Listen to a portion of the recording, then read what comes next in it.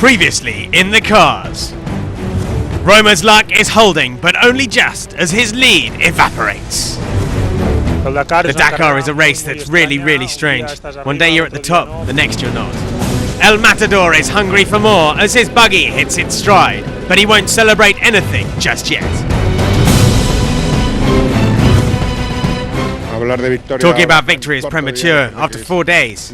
This is just the appetizer, the Dakar. No such caution for Alatir as he staked his claim to this year's crown.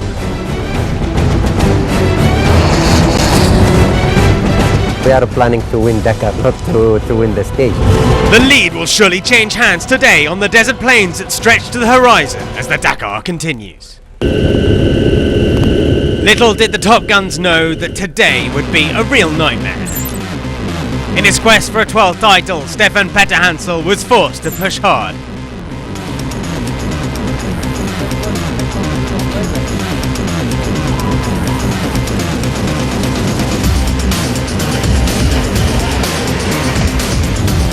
At kilometre 162, the master of navigation was trapped in the dunes, losing precious time.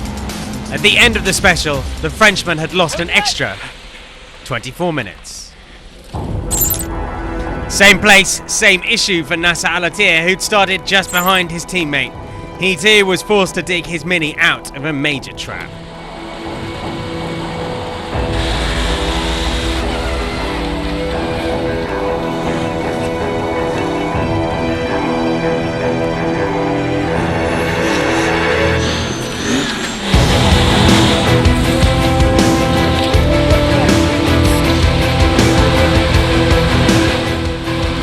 The time deficit, 21 minutes, but the Qatari remains second overall. Rally leader and winner of yesterday's stage, Carlos Sainz, had to open the way, and he too would witness a terrible day.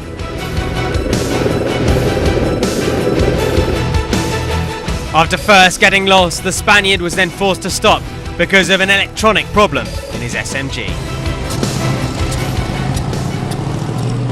He was eventually helped out by Ronan Chabot. Le moteur tourne mais il démarre pas. Je te passe Carlos, Philippe.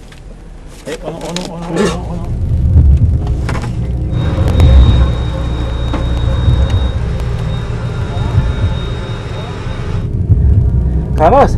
Yes. Try. We think we found the problem. But the other problem is we didn't go through a waypoint. Sainz finally reached the finish, having lost 1 hour and the race lead. Meanwhile, Nani Roma was making the best of the upsets of his rivals. Despite also enjoying a stop in the sand, he then started to fly. Roma was the first to reach the finish, getting his 11th stage win on 4 wheels. The leader after day 3, Nani, is back in command.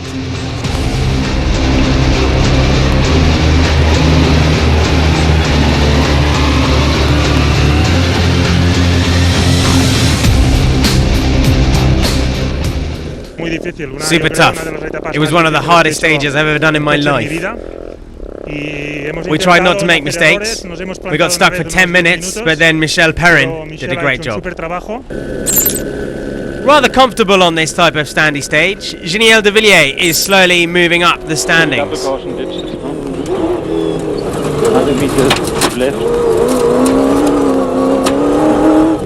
6 and 39 minutes adrift in the morning, the South African, despite a puncture, is moving closer to that podium he knows just too well. He finished second on the day. It's finally looking a whole lot better for Robbie Gordon. After his dreadful start to the Dakar, the American is bouncing back in his Gordini. He clocked the 3rd fastest time today on terrain suited to the American's unique style.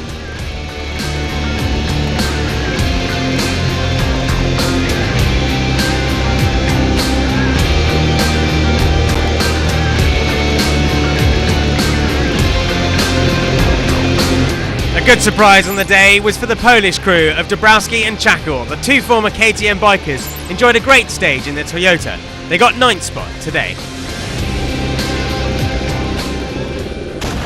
For the day's result, it's a 4-minute 20-second win for Roma over De Villiers.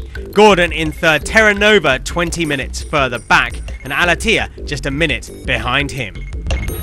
In the overall, it's now a 26-minute lead for Roma over Alatia, 31 minutes to Terra Nova, ahead of Peter Hansel, De Villiers and Carlos Sainz an hour back.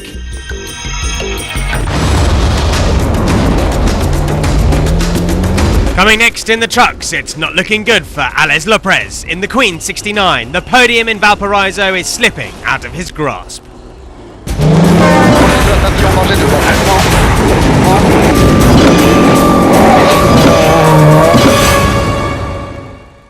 Il y a quelqu'un là-dedans ?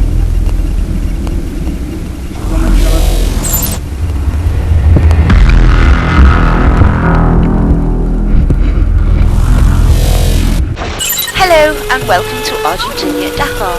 On board today you have Speedy the driver, Millie the co-driver.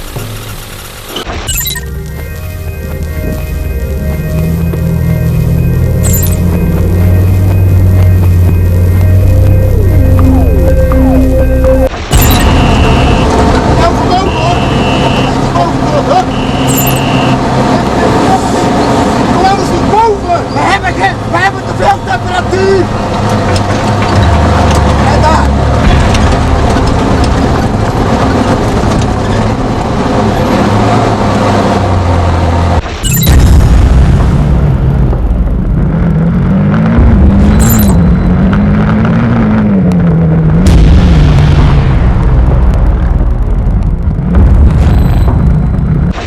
Zo jongen, dan red ik gewoon op de bokjes op! Bokjes op! Bokjes op! Andersom, jij? Hond! Kijk maar! Draait helemaal de vingertjes! Kankerauto!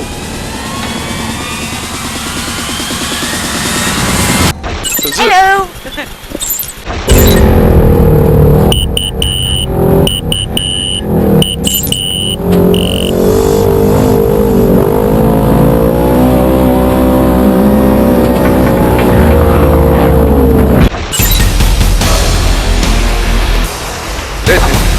You are really recalculate, yo. And now left. Too late. You said me left too late, you know. Because it's not good position in the road book. Why you don't turn left? Because not possible. Oh, okay.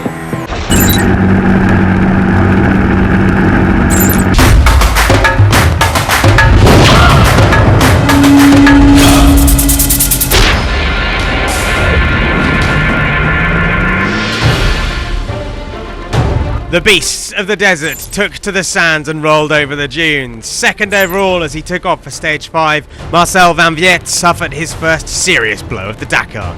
At the first time check halfway through the special, the man driver had lost over an hour on race leader Gerard de Roy.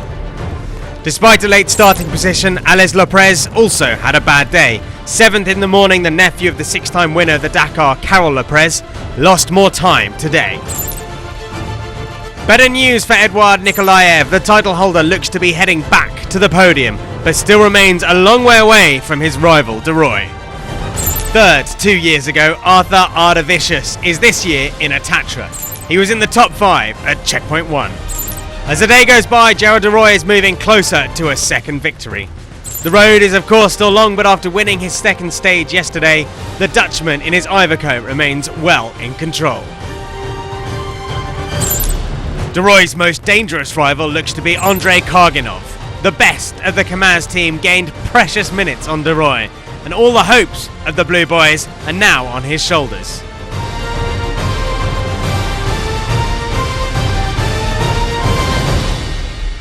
Karginov will be able to count on the help of teammate Dmitry Sotnikov. The 28-year-old rookie had set the fastest time at the halfway mark.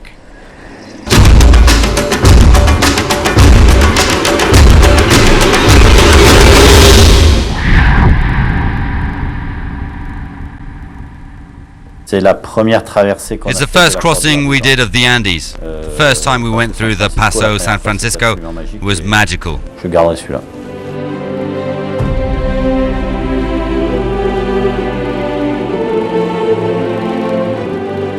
the vast open spaces in Mauritania, you know, and probably at one of the places where I had my biggest disappointment is close to those elephant rocks. You know, you're in the middle of nowhere and there's this beautiful piece of rock standing out of the sand in the middle of nowhere.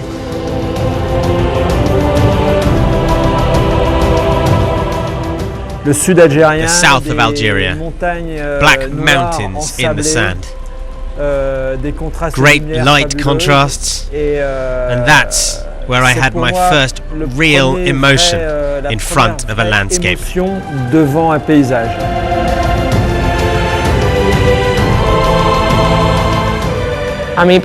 Personally, I really liked Peru last year. I was impressed by the dunes because I did not know there were dunes in Peru. The Lac Rose because the first time I went there have been so many efforts, so much stress and work just to get there. That image of the Lac Rose that I'd seen on TV for so many years. You're on your bike going around it, and in 2007 I won at the Lac Rose, and it was magical.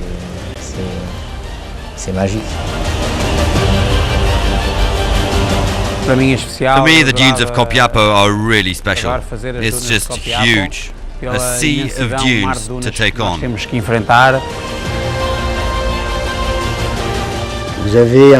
There's one incredible place situated on the border just between Algeria and Mauritania. It's called the Chegat. It's a French fort that was built at the beginning of the 20th century. It's an incredible place. Lunar. It's crazy. That fort completely on its own.